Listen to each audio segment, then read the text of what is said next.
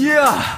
Now I'm in the blogosphere, now I'm in the Twitterverse. Fans get so immersed, but I'm a nerd forever. I'm the new Zuckerberg, and since my website, I've been cooking dough like a chef serving kilobytes. Used to be the basement, back at my mom's place. Oui, alors je m'appelle Lucie Tesquier et je suis responsable web de l'agence Presse Papier. D'accord, et Presse Papier, donc c'est quand même très spécialisé.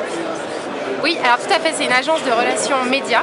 Donc au départ, c'est une agence d'attaché presse spécialisée dans le domaine de la santé. Et en fait, j'ai rejoint l'agence il y a à peu près un peu plus d'1 an pour monter le pôle Internet. Voilà, parce que la santé et Internet se développent. Donc c'est pôle Internet, mais aussi social media. C'est ça, tout ce qui le territoire Internet, donc les grands médias qui façonnent aujourd'hui le web, et son activité dans la santé qui est incroyable, qui est foisonnante, à la fois dans la twittosphère, la blogosphère. Oui, c'est ça, vous vous intéressez à quoi comme type de support donc, en fait? Les grands médias, comme les médias presse, comme Doctissimo, ou des quotidiens nationaux, Le Figaro, voilà, des éditeurs de presse. Puis après, il y a la plateforme social media qui est Twitter, qui sont LinkedIn, Viadeo, etc. Et puis les C'est-à-dire qu'il y a des actions pour les professionnels de la santé, enfin des tout à fait, qui sont dans Facebook, dans Twitter. Ouais. Par exemple, Twitter Santé, aujourd'hui c'est une communauté qui est très développée en France, en Europe et aux US. Et il y a des fils de discussion qui existent, des live tweets qui existent, des rendez-vous santé qui existent avec des experts de la santé du web. Dans la blogosphère, il y a aussi une blogosphère assez foisonnante dans la santé, écrite par des médecins, des pharmaciens, des gens qui commentent l'actualité de la santé.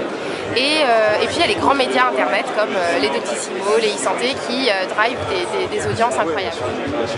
Et c'est vraiment des discussions d'experts ou il y a des amateurs, ça se mélange joyeusement? Ça se mélange joyeusement, c'est-à-dire qu'il y a les experts qui ont la caution scientifique, médecins, pharmaciens, et puis il y a les patients, et du coup les patients aujourd'hui sont de plus en plus, il y a vraiment un quatrième pouvoir sur le web avec la santé, où le patient est curieux, va s'informer de ses symptômes, voilà, va aller juger de la performance d'un médecin, voilà, de la qualité d'un médecin.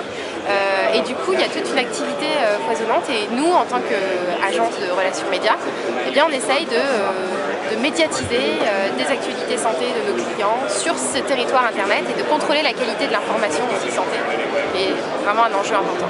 D'accord. Alors par contre, tu m'expliquais que tu étais venu pour une autre cause, enfin tu n'es pas venu pour une autre cause, mais tu défends récemment, voilà. Ouais. Tu défends quelque chose d'assez récent. Alors est-ce que tu peux nous en parler? C'est un truc de fille. Oui. Alors j'ai rejoint l'association Girls in Web.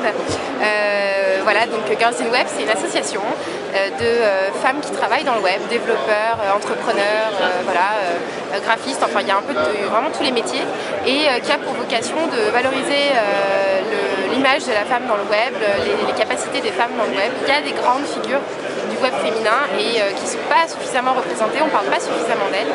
Et du coup, voilà, ça c'était déjà une première motivation. Et ça s'organise, donc tu me disais, il y a une vraie asso.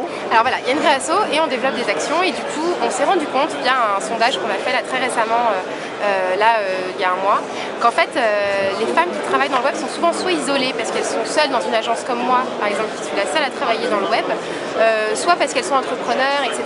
Et donc du coup il y a un vrai besoin de networking, vraiment. Et on s'est rendu compte que finalement le genre, enfin voilà, le fait qu'on soit des femmes, finalement ça rapproche beaucoup, et on a un besoin d'échanger, on a un besoin d'apprendre aussi beaucoup, de gagner en compétences.